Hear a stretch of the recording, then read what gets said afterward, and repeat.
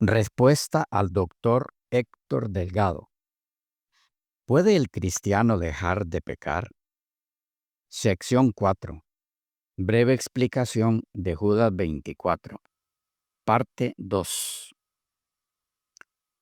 Decíamos en la sección anterior que de nuestra parte hay 4 aspectos a señalar en Judas 24. Aspectos que, enlazados, nos dan una clara vislumbre, aunque breve, de las enseñanzas implicadas en este maravilloso texto bíblico, y nos ayudan a dar con la respuesta a la pregunta: ¿puede el cristiano ser guardado de caer en pecado por el poder de Dios? O lo que es lo mismo, ¿es capaz Dios de guardar al cristiano sin caída, aquí y ahora, antes de la glorificación en ocasión de la segunda venida de Cristo? Y vimos en la primera parte de esta brevísima explicación de Judas 24 que tal cosa es perfectamente posible, dado que así Dios mismo lo ha prometido, a través de lo dicho en la carta de Judas. Pero miramos también que tal meta, tal objetivo, solo es alcanzable cuando hay total acuerdo entre el poder divino y la voluntad humana. Cuando el poder de Dios es recibido voluntariamente por aquellos a quienes se les ofrece gratuitamente por la fe en el sacrificio de nuestro Señor Jesucristo. Vimos que si la colaboración humana, que consiste en aceptar el ofrecimiento divino de poder, no se da, ese poder, aunque divino, no actúa. Y esto no porque Dios sea incapaz, sino porque Él mismo ha establecido que su poder para guardar de caída solo es efectivo en aquellos que voluntariamente lo desean y lo solicitan al entrar por el ejercicio de su libre albedrío, ganado por Cristo en la cruz y devuelto a ellos por la gracia de Dios en el pacto de la redención. Y quedamos por mirar el segundo aspecto de Judas 24, a saber, la protección divina. ¿Cómo se da la protección divina sobre los nacidos de nuevo a fin de que sean guardados de caer? ¿Cuál es la naturaleza de esta protección que, como ya vimos en el primer aspecto, lejos de ser incondicional, tiene sus requerimientos? ¿Esta protección divina abarca al cristiano actual? ¿Pueden disfrutar de ella los cristianos actuales aquí y ahora, a pesar de su naturaleza caída, pecaminosa? ¿O el ser guardados sin caída solo les será posible después de la glorificación en ocasión de la segunda venida de Cristo? La protección divina contra la caída en pecado no es algo prometido a los hijos de Dios para ser realidad en esta vida, sino solamente después de erradicada de sus vidas la tendencia al mal para siempre en la segunda venida. En síntesis, la protección divina es capaz de lograr que los nacidos de nuevo dejen de pecar aquí y ahora. El intentar dar respuesta a estas preguntas y a otras relacionadas es el propósito de esta sección. Iniciemos tratando de dar con el significado de protección divina. ¿Qué es? ¿Qué significa? ¿Cómo funciona? Bien, hay una frase clave aquí. Esta es el ser guardados. El texto dice, refiriéndose a Dios respecto a sus hijos, que es poderoso para guardarlos sin caída. ¿Qué implica este guardar divino? ¿Hasta dónde llega? ¿Qué logra en los nacidos de nuevo? Estamos hablando del vocablo griego fulazo, fulazo, el vocablo griego 5442 de la lista de los números Strong. Es empleado en 31 ocasiones en el Nuevo Testamento griego, según la Nueva Concordancia Greco-Española del Nuevo Testamento por Hugo M. Peter, de Editorial Mundo Hispano, la edición 1976. El significado de este término, según Alfred E. Tuggy, en Léxico Griego-Español del Nuevo Testamento, de Editorial Mundo Hispano, es custodiar, hacer guardia, vigilar, guardar, proteger, y también guardar, obedecer, seguir, y cuidarse de, evitar, abstenerse de, estar alerta. Algunos ejemplos en el sentido de custodiar, hacer guardia, vigilar, guardar, proteger, que pueden darnos alguna luz en cuanto a qué es lo que Dios hace con sus hijos al guardarlos, según Judas. Ejemplo número 1. Segunda a los Tesalonicenses capítulo 3 versículos 1 al 3. Dice así: Por lo demás, hermanos, orad por nosotros para que la palabra del Señor corra y sea glorificada, así como lo fue entre vosotros, y para que seamos librados de hombres perversos y malos, porque no es de todos la fe. Pero fiel es el Señor que os afirmará y guardará del mal. Aquí el término está en la última frase, y guardará del mal. En este caso puede verse que es guardar en el sentido de dos cosas. Uno, ser librados de hombres malos, verso 2. Y en segundo lugar, ser guardados del mal, versículo 3. Estamos hablando aquí de protección invulnerable, protección divina. Es muy importante señalar aquí dos cosas. Uno, el énfasis está en la fidelidad de Dios en guardarlos a ellos. Dos, el ser guardados está sujeto a que ellos guarden sus mandamientos. Sobre el primer punto, la fidelidad de Dios en guardarlos, Charles C. Reed, en Primera y Segunda a los Tesalonicenses, de Publicaciones Portavoz Evangélico, España, 1980, la edición, dice así: el capítulo, el 3, se abre con una petición de oración, versículos 1 y 2. Una palabra de ánimo con respecto a la fidelidad de Dios, versículos 3 y 4. Y una corta oración, versículo 5. Luego agrega: él, Pablo, también les asegura que la fidelidad de Dios los guardará del mal.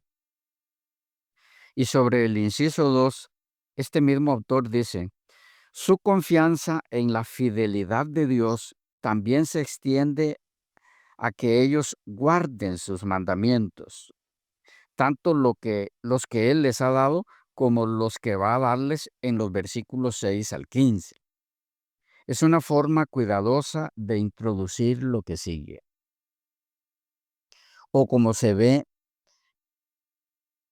en la traducción del verso 4 en la Nueva Versión Internacional, 1999 la edición, junto a otras, que dice así: confiamos en el Señor de que ustedes cumplen y seguirán cumpliendo lo que les hemos enseñado. Bien, es muy importante recordar esto. ¿Qué cosa? Que los que son guardados del mal por el poder y el amor de Dios son los que, en el ejercicio de su libre albedrío devuelto a ellos por Cristo, cumplen con lo requerido por Dios a fin de ser guardados por Él, que fue el primer aspecto ya visto en la sección anterior. Eso no debemos olvidarlo nunca, si es que hemos de entender cómo funciona el ser guardados por el poder de Dios y quiénes son los que son guardados. Otro ejemplo del uso del término guardados o guardar en el sentido de protección en el Nuevo Testamento.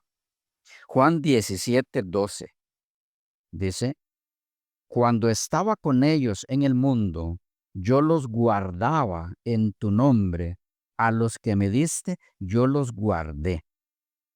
En este caso, estamos ante elementos muy reveladores en el tema que nos ocupa. Veamos. En cuanto al término guardar, fulazo, aquí es empleado por nuestro Señor según la última frase del versículo. Yo los guardé. En la frase anterior, yo los guardaba. El término para guardar es otro, que también tiene lecciones preciosas que ya veremos. Pero respecto a la última frase del versículo 12, yo los guardé, hay que decir que estamos aquí ante la identificación de quién es el que guarda a los hijos de Dios. ¿Quién es el poderoso Dios que hace esto? Sí, en cuanto a Judas 24, los eruditos no se ponen totalmente de acuerdo en cuanto a si en el versículo 25 debe incluirse la frase por medio de Jesucristo nuestro Señor o no, ya que algunos manuscritos la contienen y otros no.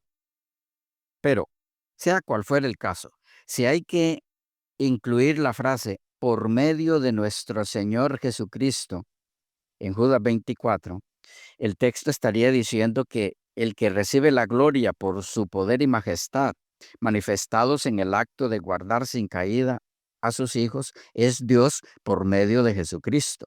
Y en tal caso estaría diciendo el texto que Dios es glorificado, honrado por la obra que hace a través de Jesucristo o en unión con Él.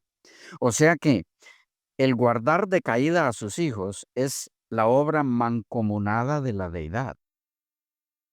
Y si no se incluye la frase en Judas 24 y 25, por medio de Jesucristo, igualmente el mismo Señor Jesucristo ha dicho que el acto de guardar a sus hijos del poder del mal es un acto mancomunado, puesto que dijo, según Juan 17:12, que Él guardó a sus discípulos en el nombre del Padre y que los que fueron guardados por Él fueron aquellos que le fueron dados por el Padre. De manera que, de todas formas, el guardar de caída a los hijos de Dios es una obra conjunta de la deidad. Y aunque no es el tema aquí, alguien podría decir, ¿y dónde está aquí el Espíritu Santo en la obra de guardar de caída a los hijos de Dios? Eso nos lo responde el amado hermano Pablo en su segunda carta a Timoteo, capítulo 1, versículo 12, que dice así: por lo cual, asimismo, padezco esto, pero no me avergüenzo, porque yo sé a quién he creído, y estoy seguro que es poderoso para guardar sin caída mi depósito para aquel día, el mismo día para el que son guardados los hijos de Dios de Judas 24. Pero, un momento, ¿y dónde está ahí el Espíritu Santo? El Espíritu Santo está trabajando en los corazones de los guardados por Dios, tanto para protegerlos del mal como para hacer que se mantengan firmes, para que esa protección continúe en ellos.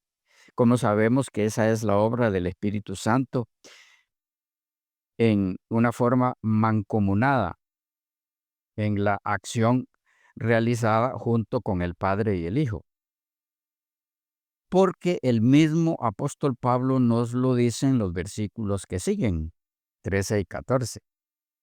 Retén la forma de las sanas palabras que de mí oíste, en la fe y amor que es en Cristo Jesús. Versículo 13.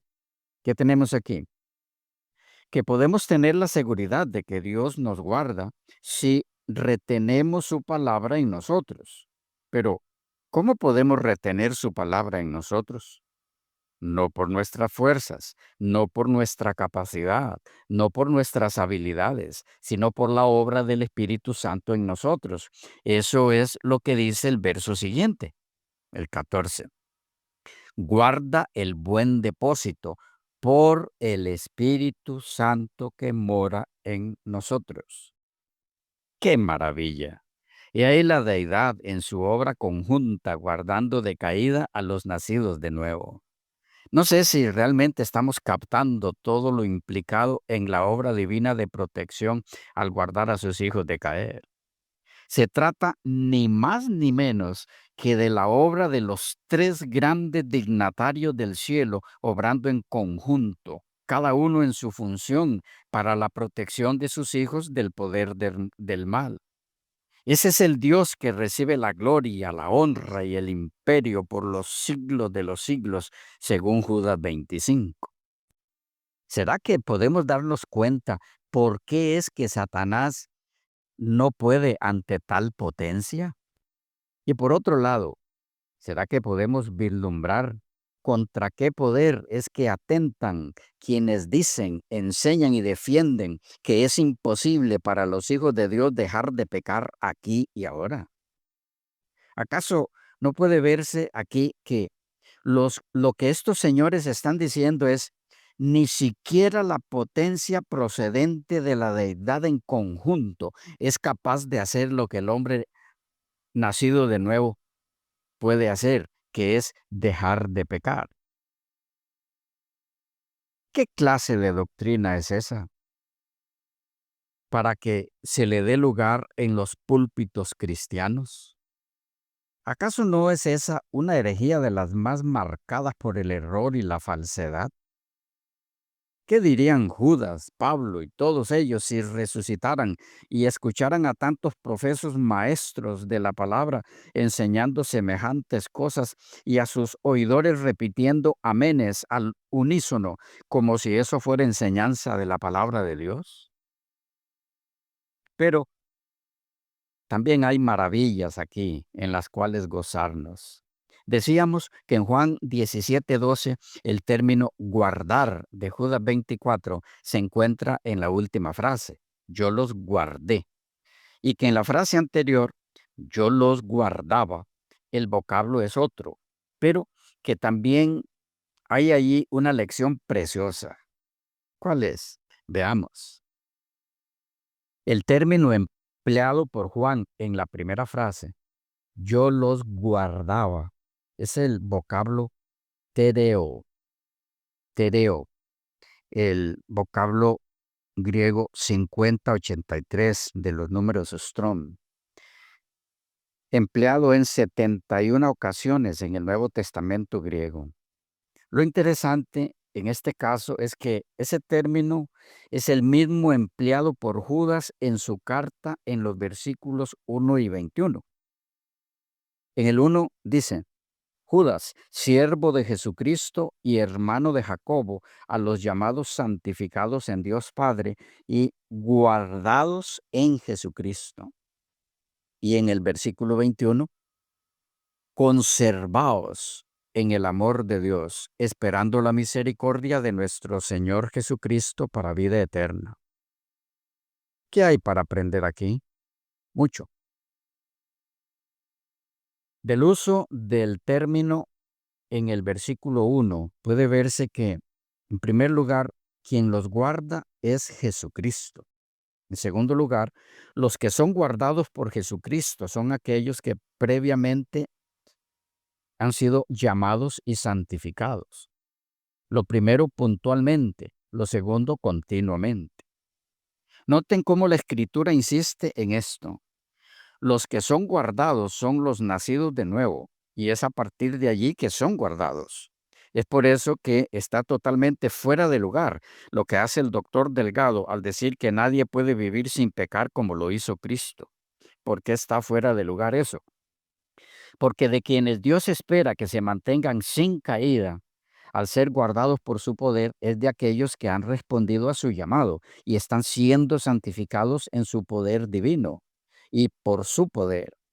Dios no esperaba de ellos que se mantuvieran sin caída antes de ser llamados por Él, aceptados por Él y santificados por Él.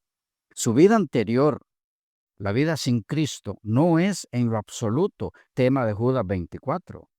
Por eso es que encajar ese tema aquí está totalmente fuera de lugar. Pero hay más. En este caso, en el versículo 21 de Judas, al emplear allí el término tereo, guardar, conservar, etcétera, Judas les dice, conservaos en el amor de Dios, esperando la misericordia de nuestro Señor Jesucristo. ¿Qué hay aquí? Varias cosas. Uno, siendo Jesús, según Juan 17:12, el que los guardaba, y eso en el amor de Dios, según Judas, expresando lo mismo que Juan al decir en tu nombre. Entonces, los guardados sin caída del versículo 24, que son los mismos del versículo 21 de Judas, lo son guardados no por ningún mérito o capacidad en ellos, sino por Dios mismo, esperanzados siempre en la misericordia de Cristo. ¿Dónde está aquí la pretensión de impecabilidad por parte de los guardados por Dios sin caída? Ese tampoco es tema de Judas 24. No importa por dónde lo miremos, relacionar el ser guardados sin caída por el poder de Dios y solo para su gloria con la pretensión de impecabilidad es una conexión inexistente en la Biblia. Esto porque los guardados solo tienen campo en su corazón y en su mente para la gloria de Dios. Porque entre más se acercan a Él, más pequeños, indefensos e incapaces se consideran. Su alabanza solo es para quien les guarda. Y en segundo lugar, por el uso del término guardar en los versículos 1 y 21 de Judas, en este caso, Tedeo, puede verse una vez más que son guardados en conjunto por el Padre y el Hijo. Y como ya vimos en el proceso, está totalmente incluido también el Espíritu Santo, equipándolos para que guarden su depósito.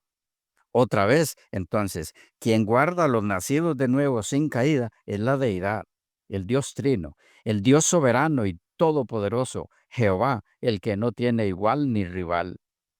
¿No les parece más que maravilloso el saber en manos de quién estamos si somos guardados por Él? Elena G. de White lo expresó así. Aquí es donde entra la función del Espíritu Santo después del bautismo de ustedes. Han sido bautizados en el nombre del Padre, del Hijo y del Espíritu Santo. Se han levantado del agua para vivir en novedad de vida, para vivir una nueva vida. Han nacido para Dios y están bajo la sanción y el poder de los tres seres más santos del cielo. Ellos son capaces de evitar que ustedes caigan. ¡Qué maravilla! ¡Qué maravilla, hermanos amados! Leímos de Sermones Escogidos, tomo 1, página 321. Otra declaración, mismo libro, página 279. Dice, cuando alguien es bautizado en el nombre del Padre, del Hijo y del Espíritu Santo, estos tres grandes poderes se comprometen a obrar en su favor. Y en cuanto a que los que son guardados de caída por el poder de Dios son los que han dejado su vida de pecado y que no ostentan ningún poder propio, ella dice lo siguiente: los que salen del mundo en espíritu y en todas sus prácticas pueden considerarse como hijos e hijas de Dios. Pueden creer en la palabra del Señor como un niño cree cada palabra de sus padres. Para el que cree, toda promesa es segura. Los que se unen con el Padre, el Hijo y el Espíritu Santo, que demuestran con su vida que no siguen más el camino que seguían antes de que se unieran con sus agentes divinos, recibirán la sabiduría de lo alto. No dependerán de la sabiduría humana.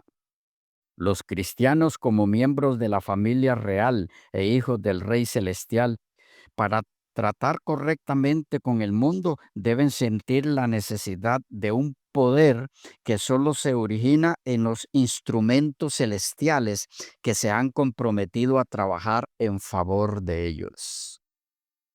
Manuscrito 11 de 1901 y citado en Comentario Bíblico Adventista, tomo 6, página 1103. Siguiente declaración está en Manuscrito 13 del 8 de junio de 1902, citado en Alza tus ojos, página 172, y dice así: Cuando el cristiano toma el voto bautismal, se le promete ayuda divina.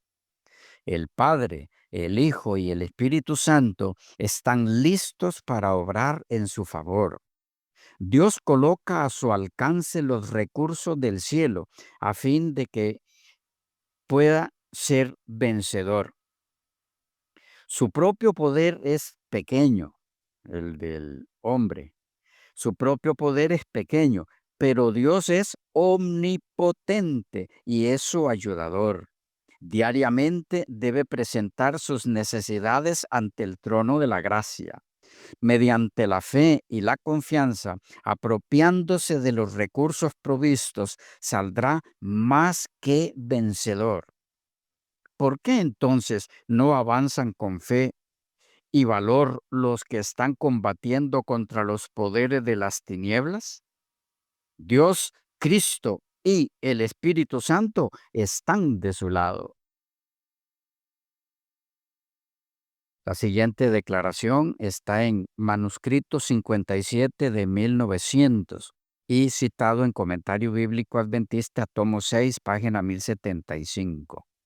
Y dice así: la obra es trazada frente a cada alma que ha confesado su fe en Jesucristo mediante el bautismo y se ha convertido en un receptáculo de la promesa que procede de las tres personas de la divinidad, el Padre, el Hijo y el Espíritu Santo. La siguiente declaración la tenemos en Señales de los Tiempos del 16 de agosto de 1905 y citada en Reflejemos a Jesús, página 100. Dice de la siguiente forma: cuando el cristiano se somete al solemne rito del bautismo, los tres poderes más altos del universo, el Padre, el Hijo y el Espíritu Santo, dan su aprobación a ese acto, comprometiéndose a ejercer su poder en beneficio de él mientras él se esfuerza por honrar a Dios. Es sepultado a semejanza de la muerte de Cristo y es levantado a semejanza de su resurrección. Los tres grandes poderes del cielo se comprometen a proporcionar al cristiano toda la asistencia que requiera. ¡Qué maravilla, amados! ¡Qué maravilla! Otra declaración, manuscrito 67 de 1907 y citado en La maravillosa gracia, página 151. Dice así: por medio de nuestro voto bautismal, reconocemos y confesamos solemnemente que el Señor Jehová es nuestro gobernante. Formulamos virtualmente un juramento solemne en el nombre del Padre, del Hijo y del Espíritu Santo, para que de aquí en adelante nuestras vidas estén fusionadas con las vidas de estas tres grandes personas, de modo que la vida que vivamos en la carne sea vivida en fiel obediencia de la sagrada ley de Dios. Declaramos que estamos muertos y que nuestra vida está escondida con Cristo en Dios. ¿No les parece maravilloso?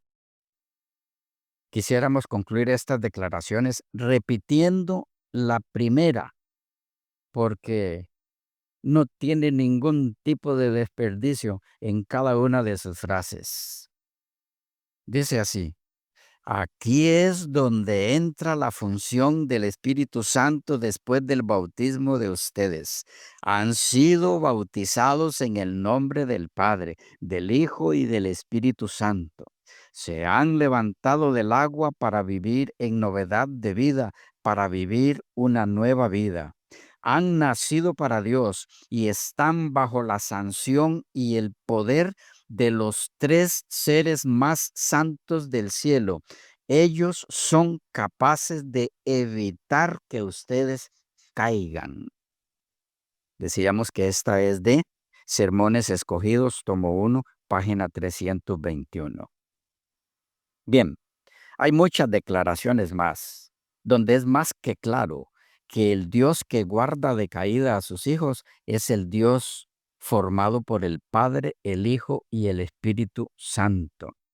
Esas tres maravillosas personas. Concluimos esta sección invitándoles a grabar esa maravillosa verdad en sus corazones, porque si esto se mantiene en sus mentes, no hay poder en el universo que pueda arrebatarles de la mano del Dios Todopoderoso que se ha comprometido a guardarles sin caída. Por ahora, bendiciones del Señor y hasta la próxima.